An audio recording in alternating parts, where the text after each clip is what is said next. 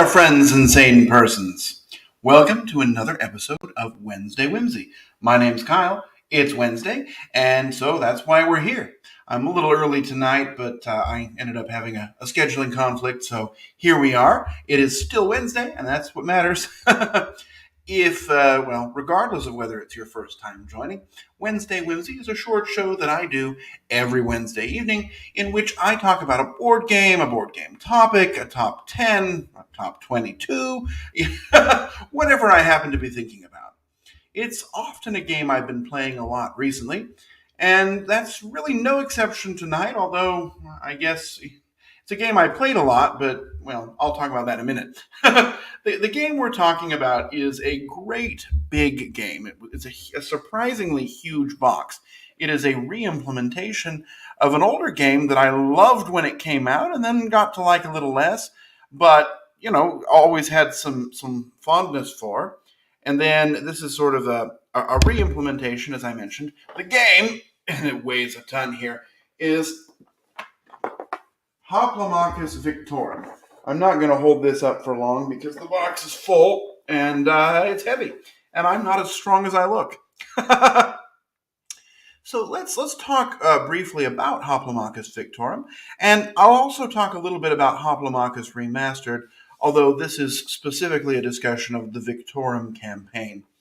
So Hoplomachus Victorum is a solo adventure where you take the role of a leader of gladiators and you're traveling around the world fighting in arenas and ultimately going to face off against some powerful mythical scion, which is usually some sort of mythological character or some sort of a creature or beast. And you're going to do this over the course of 4-year acts, I guess they're called. An act is 12 weeks. A week is around, sort of, usually. But you're going to be traveling around, building up your character and your forces, and eventually, hopefully, showing up at the gladiators' arena at Mount Vesuvius and defeating the big bad that you had selected at the start of the game. It is, if I didn't mention this, a solo campaign, and to play it properly takes, somewhere between 6 and 8 hours.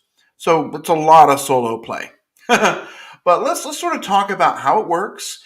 I'll then talk about some, things that make it special, things that are less special about it, and in the end, I'll kind of wrap up by comparing it a little bit to regular or remastered Hoplomachus, as it were. So let's go into how the game works. And let me switch, that's not the right button. Let me switch to the screen sharing so that I can show you some pictures. So, and let me add this to the stream, and here we go. We're going to look at a picture of the game all set up, sort of. But, so what you're going to see here, and all this really comes with the game except this dice tray over here. But what you have here is you have the arena, or the spectator stand, which is really an organizational tray. You have a large board, which is a huge neoprene playmat. On it is a map that's a little bit on the small side, actually. And then you have your arena that you're going to be playing in. Now, the arenas, there are, I think, 8 of them. And so there's 4 different maps, and each one is double-sided. So, if you're playing over here, this arena that you're seeing right here is for this area over here at the very right of the map. But wherever you're having your event, that's going to determine the arena that you play in. So you'll see what arena you're playing in. You'll read any special rules. You will then draw a card. So there are 3 different types of cards. There's sporting events, there are opportunities, and there are, I don't remember what it's called, but a bloodbath. That might even be what it's called, but it's going to be an aggressive fight that could result in people dying. You're going to enter the arena, you're going to look at the card, and then you can decide whether you want to enter it, or if you think it's too much, too rich for your blood, or you're out of time, you can just watch, which results in some negative consequences by advancing the strength of the big bad at the end of the game. but ultimately allows you to heal your hero and to make some minor changes to the deck. And it is a good thing that you have to do sometimes. So you're going to decide if you're going to fight, but once you decide you're going to fight, that's really when the game begins. And so then you're going to look at whether you're playing the sporting event or the bloodletting event, and that's going to tell you your goals. In the sporting events, you could play a game of capture the flag, or you can play a King of the Hill scenario, or there's just sort of a fight, a sparring match, as it's called. And then you're going to set things up. So you're going to have each arena has a couple of spawn points. The opponent is always controlled by a set of AI rules, and the card that you draw will tell you which opponent pieces to set up. They could be just sort of generic pieces. They could be specific pieces for that particular scenario, for that particular arena. And if there are any left in that stand, you'll add those first. And then it'll also tell you if they have any tactical bonuses that they get to play. You set those up, and every turn the opponent will deploy one of its units, and the unit is basically a chip. So this is a game from Chip Theory Games, so there's lots of chips in here, but it's a chip, and you're going to be putting colored chips underneath it, and those represent the unit's health. Yours are typically the red ones, theirs are typically the blue ones, although, you could swap that, nobody'd care. And sort of the size of the stack will show you the strength of the unit. As you deal damage to the unit, you're going to be removing its strength chips. Eventually it will have none left, and it's dead. And the units will be attacking yours as well.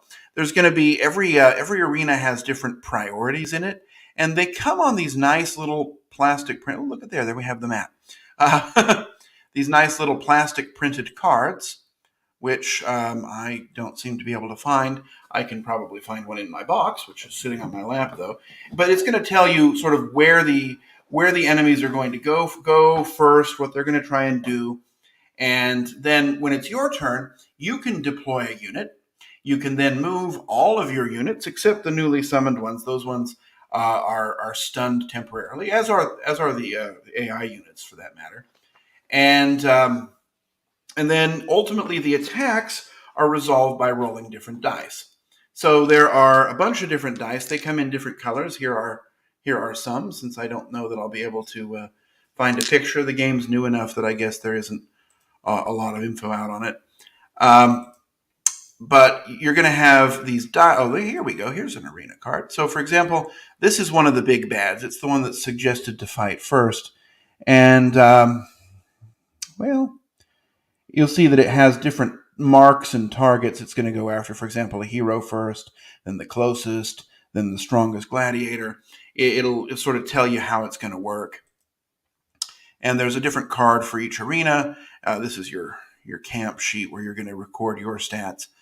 But you're going to roll the dice, and the dice have two different sides on them. They have a miss, which is a blank, and a hit, which has a little sword. Every die has different probabilities. Yellow dice hit 2 out of 6, blue hit 3 out of 6, green hit 4 out of 6, black hit 5 out of 6. Maybe I have those two backwards. No, I don't.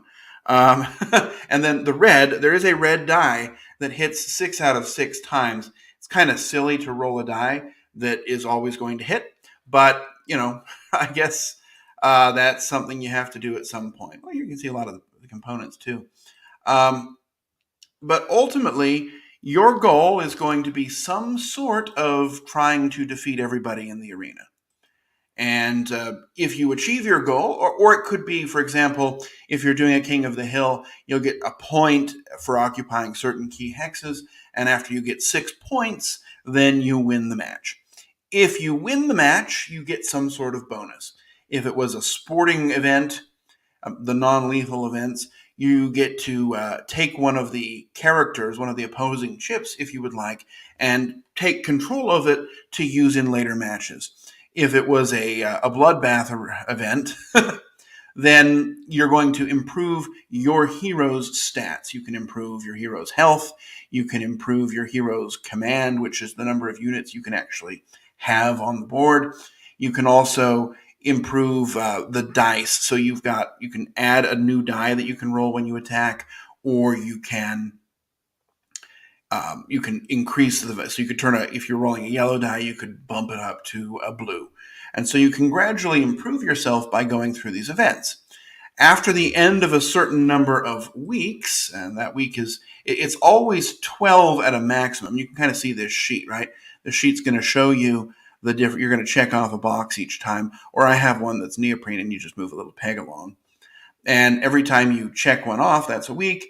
And at the end of week 12, you need to get to the arena.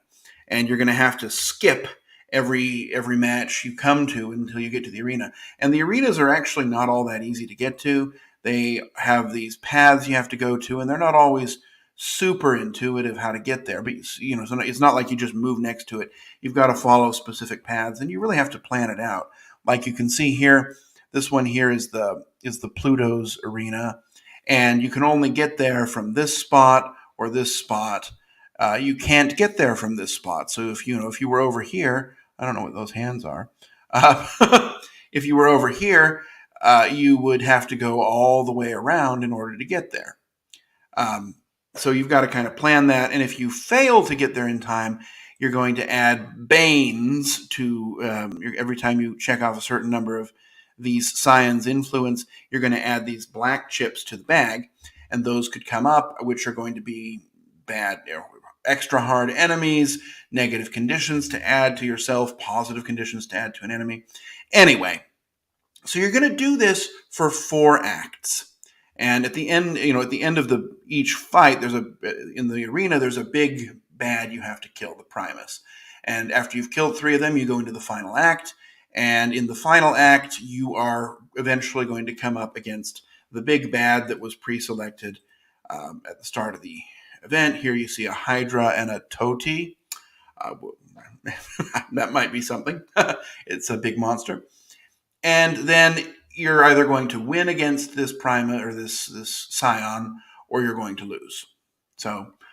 And that's really the game. It's very tactical, a lot of arena combat, very head-to-head, even though one of the heads isn't alive.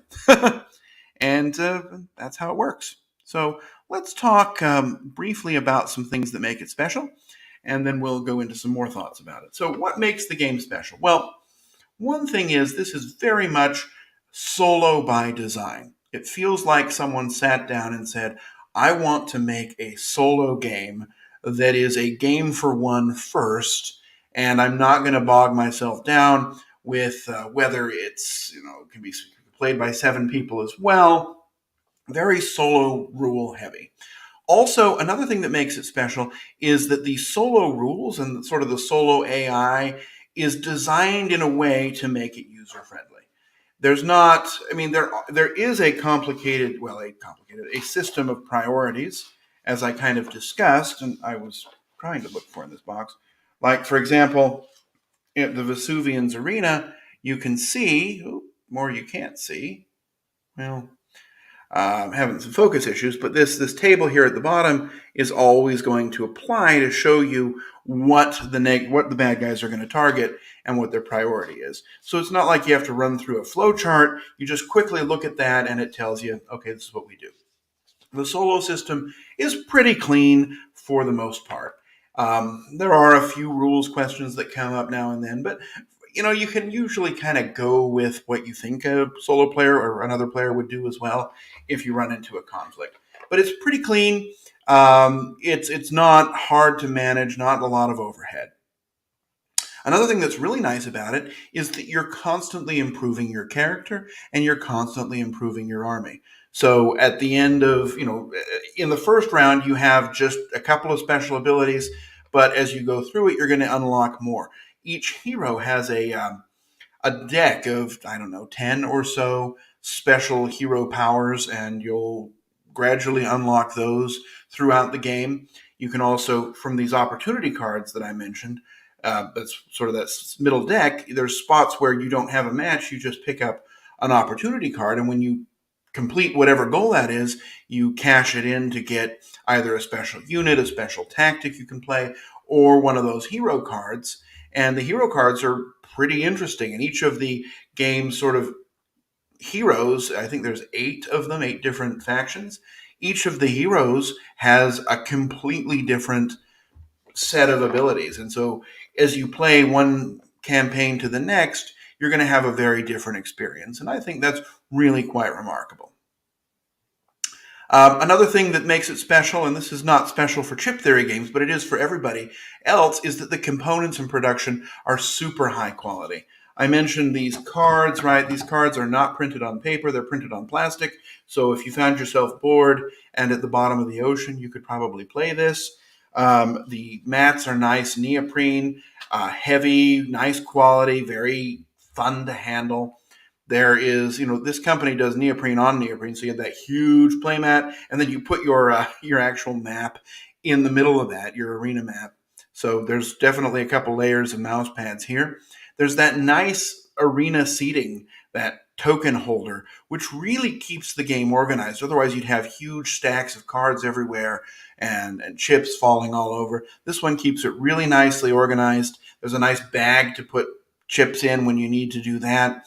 Just it's a very well designed component wise. The box is nice and thick. Mine got damaged in shipping, unfortunately, but I can't fault the company for that. I'll fault the shipper. But it's not bad enough for me to complain. Anyway, it's just a very high quality game. It's also a lot of fun. At least at the beginning, when I guess I'm hinting at something, but it's fun to kind of do these battles, at least for the first act, where you're going through it, and it's like, okay, I'm going to challenge this. I want to go to a new arena now, so I can learn the rules for that new arena, and it can be really interesting. It's a nice tactical game. So those are some things that I think really make the game special. So where's the but? And here there's a big but and some small buts. The small but is that Hoplomachus, and this was always a complaint, it's also a complaint for too many bones, though, so I've obviously learned to live with it, but the game relies heavily on keywords. So all of the abilities on your units are just going to be a keyword and sometimes a number. And so you're really going to have to be referencing the keywords a lot. Now, in the original game, there were several. They were spread out off of a couple of rule books. Sometimes they were on one sheet, sometimes they were on the other, and it became a real mess to figure out how the keywords work. On this one, you get one nice double-sided sheet that at least currently has all of the abilities in the game, and then also, in remastered as well, because the games are compatible. More on that later. So, but there are a lot of keywords, and whenever there are those, you're going to take, some time to learn them. Now, fortunately, the game starts you off simple. You start off facing against one or two special units and mostly kind of generic ones. And so you're going to learn the keywords, the most common ones, as you go along. This sheet also tells you nicely what to do when an opponent uses a special ability. If it's one that appears on opponents frequently, it'll tell you what to do, how to use it. So this is a very handy reference tool. But if you don't like having to look stuff up, you might want to look elsewhere. That's a small problem with the game. The big problem, though, is the length. This game is so long. And there are not rules to play just 2 acts, right? That's a problem because, in order for you to have a chance on the final boss, you really have to have built yourself up over 4 acts. You have to have a lot of health.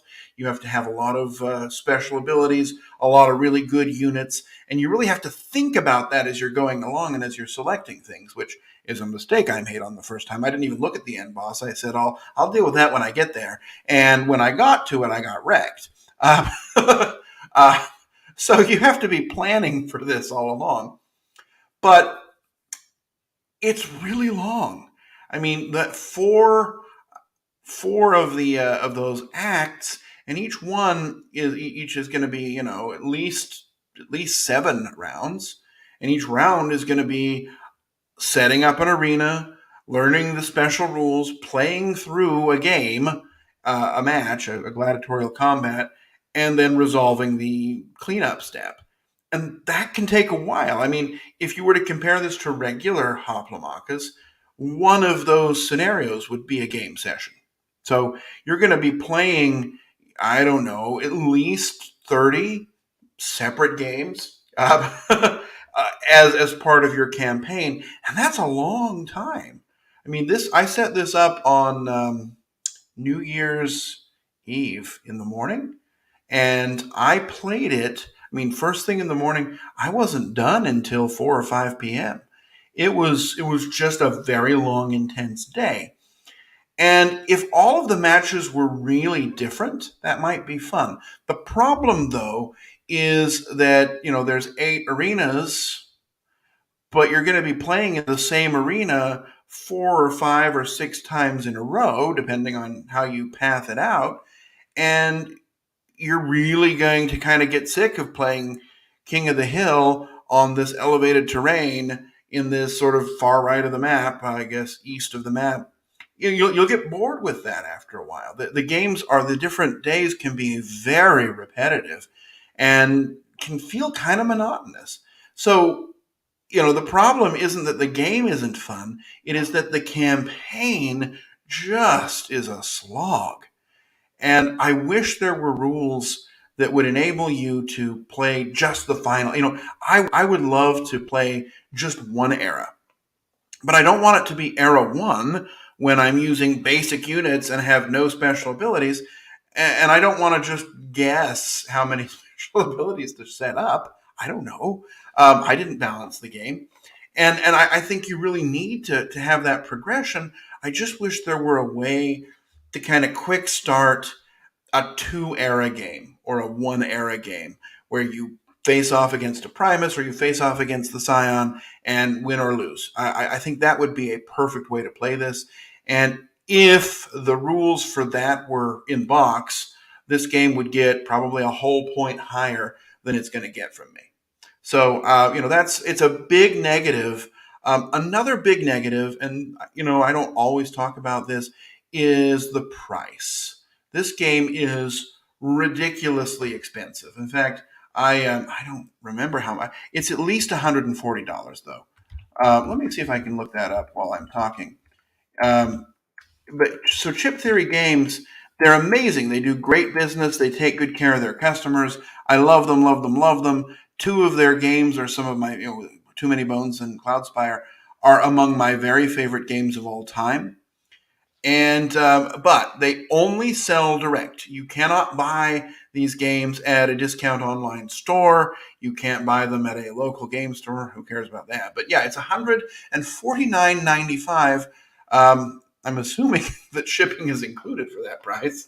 Um, but that's really expensive. This is a lot to pay for a solo experience. And I will tell you, there are no rules in the game to expand to 2 players. Now, I can't see why you wouldn't be able to.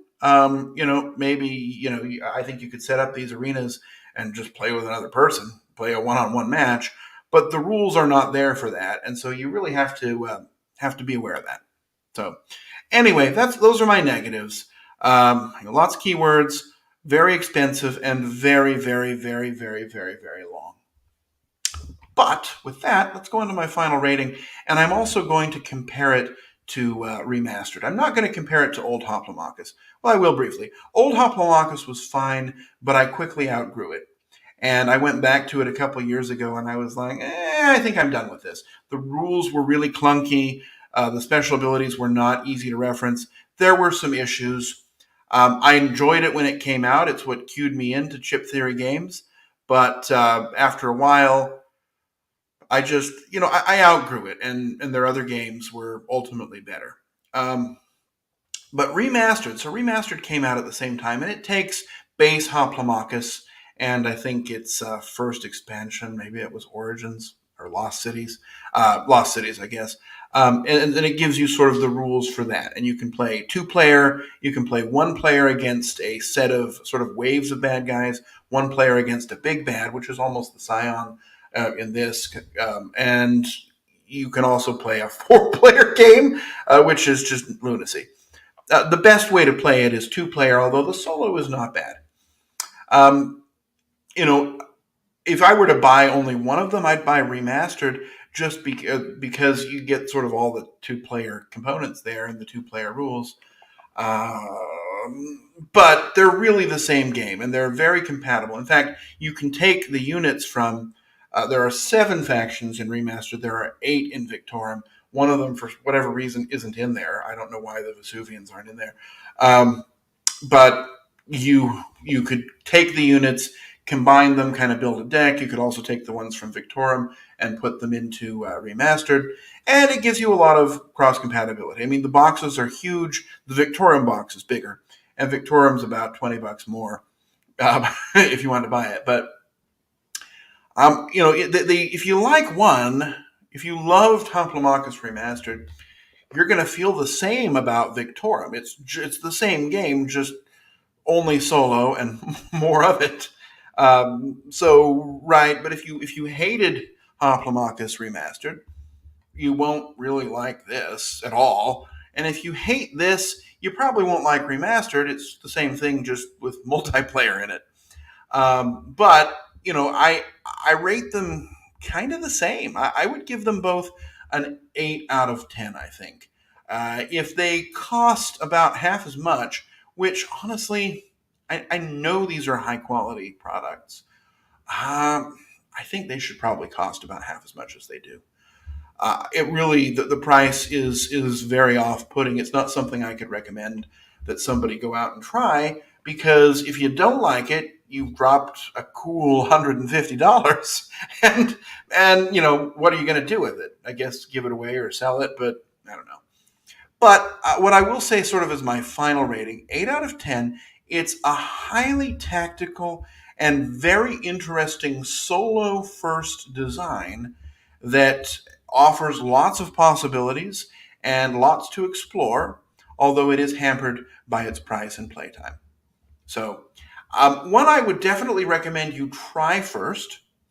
I don't know where, but if you know someone who likes Too Many Bones or Cloudspire, they very likely already have this, and so you could try it with that person and maybe figure out if it's for you there.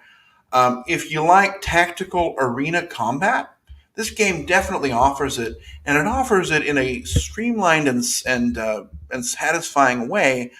But there are other games that do that too, and that might do that at a more practical price point. I think of Summoner Wars, for example, a game that everyone knows I love, and I would always recommend that over this, and not just because I like that better than this, but also because that's much more accessible as a base sort of core experience. Anyway, I kind of rambled on, and I'm close to half an hour already because it's such a big game. So I'm going to end it here. 8 out of 10. I do recommend it. I just don't know that it's right for everybody.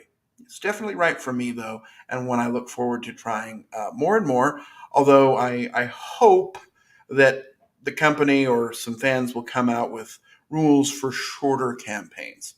That's the only thing that causes me to say, I'm not sure I want to get this out, because I don't want to put it away and get it back out again, and I don't know that I want to spend an entire Saturday playing just one game. Anyway, there we go. That is it for this week's episode of Wednesday Whimsy. I hope you have enjoyed listening to my ramblings about Hoplomachus Victorum. I will be back next week with another episode, and until then, I'm going to wish you safe travels and courage when you need it, and I will see you soon on another episode of Wednesday Whimsy. Bye-bye.